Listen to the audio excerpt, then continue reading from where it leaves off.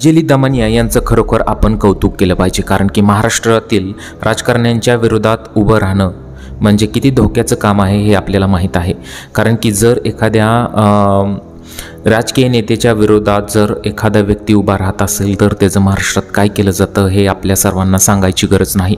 त्यामुळे अंजली दमानिया यांचं आपण कौतुक केलं पाहिजे। तर आजची अशी अपडेट आहे की अंजली दमानिया यांच्याजवळ सगळे पुरावे आहेत। धनंजय मुंडे यांच्या विरोधात सगळे पुरावे आहेत, मग त्यांचा राजीनामा का नाही? मग अंजली दमानिया यांनी काय केलेलं आहे की सरपंच संतोष देशमुख हत्या प्रकरणी सतत आवाज उठवणाऱ्या सामाजिक कार्यकर्त्या आहेत आणि त्यानंतर आता अजित पवारांची भेट घेतलेली आहे। यावेळी त्यांनी पुन्हा एकदा मंत्री धनंजय मुंडे यांच्या राजीनाम्याची मागणी करत सर्व पुरावेही अजित पवारांसमोर सादर केलेले आहेत।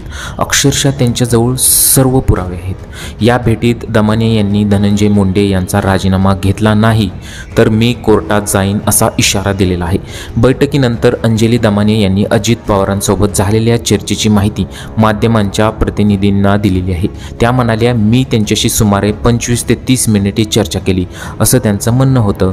आणि त्यांचं असं म्हणणं होतं की बीडमध्ये झालेली घटना ही माणुसकीला काळिमा फासणारी आहे, त्याचं मी कुठंही समर्थन करत नाही।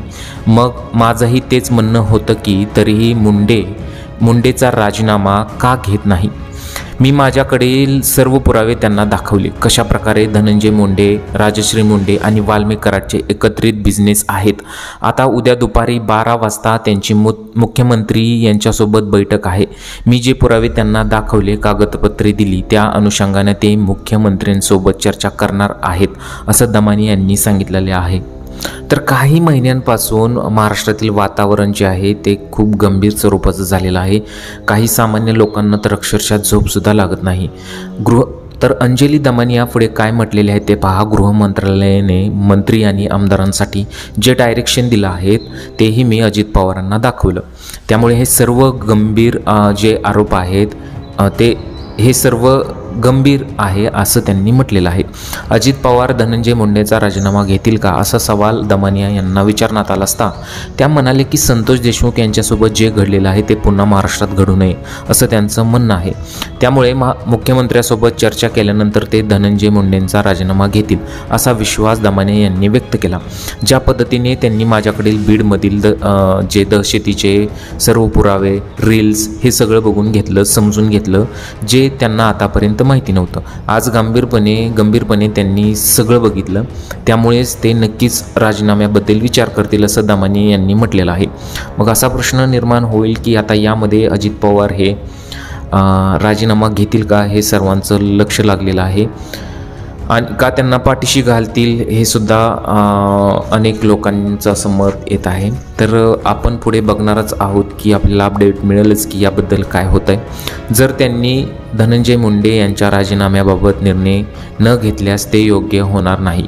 राजीनाम्याबाबत निर्णय झाल्यास मी सर्वोच्च न्यायालयाच्या मुख्य न्यायाधीशांकडे सुमोटो दाखल करून संबंधित आमदारकी रद्द करण्यासाठी मागणी करणार आहे। तर धनंजय मुंडेंचा राजीनामा हा 100%च होईल, कारण की अंजली दमानिया ज्या आहेत त्यांच्याकडे सर्व पुरावे आहेत की म्हणजे कोणाच्या कनेक्शनवरून वरती आलेला आहे, कोणाचे किती बिझनेस आहेत, कोण गुन्हेगारी करतंय आणि याच्यामागे कोण सूत्रधार आहे, या सर्वांचे पुरावे अंजली दमानिया यांच्याकडे आहेत। त्यामुळे आता धनंजय मुंडे यांचा राजीनामा हा होणारच आहे असं अनेक लोकांचं मत येत आहे, कारण की तशा प्रकारचे पुरावे अंजली दमानिया यांच्याकडे आहेत।